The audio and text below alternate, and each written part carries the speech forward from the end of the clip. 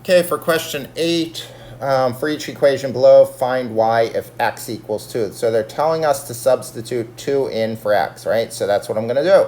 So I get y equals 7 minus the absolute value of 2. And when I substitute in the first line of my work, which, right, is this, all I'm going to do is substitute that value in. I'm not going to simplify. I'm not going to do anything. So then I start to simplify, right? So 7 minus the absolute value of 2 is just 2. So y equals 7 minus 2, which is 5.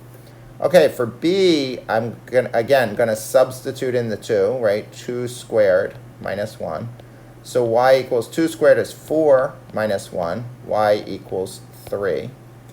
And for c, again, I'm going to substitute x as 2. So I get y equals the square root of 2 plus 14.